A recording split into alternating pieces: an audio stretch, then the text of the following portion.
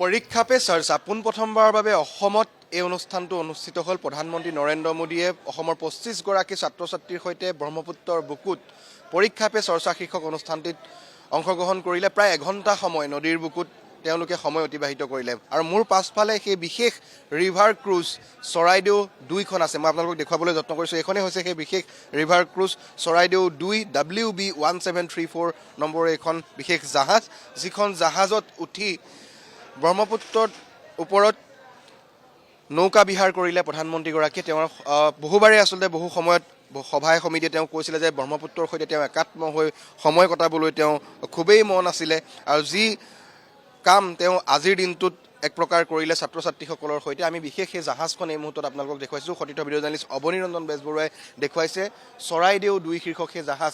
তিনিমহলীয়া আচলতে এইখন বিশেষ জাহাজ, যিখন জাহাজ অতি অত্যাধুনিক সা সুবিধা আছে। বিশেষকৈ ইয়াৰ যিখিনি আমি দেখুৱাইছোঁ বাহিৰৰ পৰিৱেশ, সেইখিনি আপোনালোকে দেখি হয়তো অনুমান কৰিব পাৰিছে। বাকী যিসমূহ আপোনালোকে জাহাজ দেখিছে তাতকৈ কিছু পৃথক। ইয়াত বহুকেইটা কক্ষ আছে, VIP কক্ষৰ পৰা আৰম্ভ কৰি VVIP কক্ষলৈকে। ভিতৰত জিম আছে, যদি আপোনালোকে চায় সেই ক্ৰুজখনৰ ভিতৰত শৰীৰ চৰ্চাৰ বাবে জিমৰ পৰা আদি কৰি অন্যান্য সামগ্ৰীসমূহ আছে। অৰ্থাৎ সকলো ধৰণৰ অত্যাধুনিক সা সুবিধাই যি ঘৰত থাকে, যেনেধৰণৰ পৰিৱেশ আচলতে 5 ষ্টাৰ হোটেল বা তেনেধৰণৰ স্থানত থাকে, সেই সকলোবিলাক সা সুবিধাই আচলতে চৰাইদেউ ২ শীৰ্ষক বিশেষ ৰিভাৰ ক্ৰুজখনত আছিলে। যি তিনিমহলীয়া ৰিভাৰ ক্ৰুজ, আমি পৰিৱেশটো দেখুৱাইছোঁ। আৰু দ্বিতীয় মহলাত যদি আমি পৰিৱেশটো দেখুৱাওঁ এই মুহূৰ্তত, তেনেহ'লে তাতো এই তলত আপোনালোকে দেখা সদৃশেই কিছু ৰুম আছে, যিসমূহ ৰুমত পৃথক পৃথক কিছু কোঠা আছে, য'ত নেকি চোফাৰ পৰা আৰম্ভ কৰি বিচনা আদি সকলোৱে আছে আৰু শৰীৰ চৰ্চাৰ বাবে জিমৰ পৰা আদি কৰি সকলো ধৰণৰ পৰিৱেশ আছে। আৰু একেবাৰে ওপৰ মহলাত আমি যদি কওঁ, য'ত মুকলি স্থান আছে, সেই ওপৰ মহলাত বহি পৰীক্ষা পে চৰ্চা শীৰ্ষক অনুষ্ঠানটো প্ৰধানমন্ত্ৰীগৰাকীয়ে ছাত্ৰ ছাত্ৰীসকলৰ সৈতে কৰিছিলে। আৰু ওপৰত যদি চাই আপোনালোকে এখন সুন্দৰ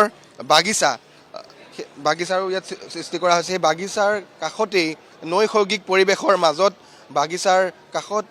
পৰিৱেশৰ মাজত প্ৰধানমন্ত্ৰীগৰাকীয়ে পৰীক্ষা পে চৰ্চা শীৰ্ষক অনুষ্ঠানটো অনুষ্ঠিত কৰিলে। আৰু ইয়াৰ পৰা তেওঁ পোনে পোনে বাকী যিসমূহ আজি দিনটোৰ তেওঁৰ কাৰ্যসূচী আছে তালৈ তেওঁ ৰাওনা হ'ল। আৰু আমি বিশেষকৈ এই মুহূৰ্তত আপোনালোকক সেই চৰাইদেউ ২ শীৰ্ষক জাহাজখন দেখুৱাবলৈ বিচাৰিছোঁ, যিখন জাহাজৰ ওপৰত উঠিয়েই ব্ৰহ্মপুত্ৰৰ ওপৰত নৌকা চফৰ কৰিলে প্ৰধানমন্ত্ৰীগৰাকীয়ে। আৰু এটা বিশেষ ক্ষণৰ সাক্ষী হ'ল, ঐতিহাসিক ক্ষণৰ সাক্ষী হ'ল সেই ২৫গৰাকীকৈ অসমৰ শিক্ষাৰ্থী, যিকেইগৰাকী শিক্ষাৰ্থীৰ চিৰ জীৱনৰ বাবে এটা মধুৰ স্মৃতি হৈ ৰ'ব আচলতে এই ক্ষণ। কাৰণ প্ৰধানমন্ত্ৰীগৰাকীক সহজতেই আচলতে এনেকৈ লগ পোৱাটো খুবেই কঠিন। যদিও বা তেওঁ সভাত ৰাইজে লগ পায়, কিন্তু দূৰৰ পৰা লগ পায়, কিন্তু ওচৰৰ পৰা এনেকৈ একেলগে বহি চাহ খাই কথা পাতি মনৰ যিসমূহ ভাৱ সেইসমূহ আদান প্ৰদান কৰি, সেয়া আচলতে খুব কম সংখ্যক লোকেই পায়। আৰু তাৰ মাজতেই আছিলে এই আজি ২৫গৰাকীকৈ শিক্ষাৰ্থী, অসমৰ ১২খনকৈ বিদ্যালয়ৰ পৰা অহা সেই মেধাৱী শিক্ষাৰ্থীসকল, যিসকলে আগন্তুক পৰীক্ষাক লৈ তেওঁলোকে কি প্ৰস্তুতি চলাইছে আৰু কেনেকৈ সেই পৰীক্ষাত বহিব, এই সকলোবিলাক কথাই প্ৰধানমন্ত্ৰীগৰাকীয়ে তেওঁলোকক বুজালে।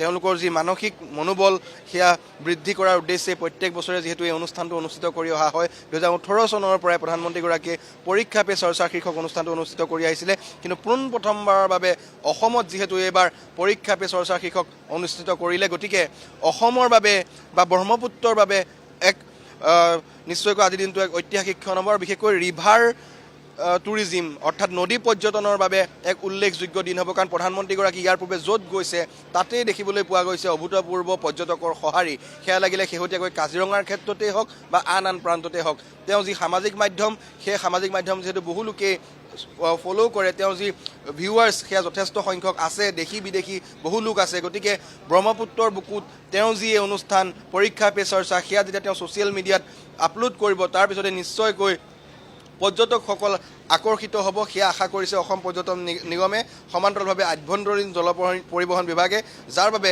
প্ৰথমবাৰলৈ অসমত অনুষ্ঠিত হ'বলগীয়া এই পৰীক্ষা পে চৰ্চা অনুষ্ঠানটো কিছু ব্যতিক্ৰমভাৱে ব্ৰহ্মপুত্ৰ। আপোনাক এই মুহূৰ্তত ধন্যবাদ জ্ঞাপন কৰিছোঁ আমাক সবিশেষ জনোৱাৰ বাবে সেই চৰাইদেউ ২ জাহাজখনৰ এই অনুষ্ঠানটো সন্দৰ্ভত।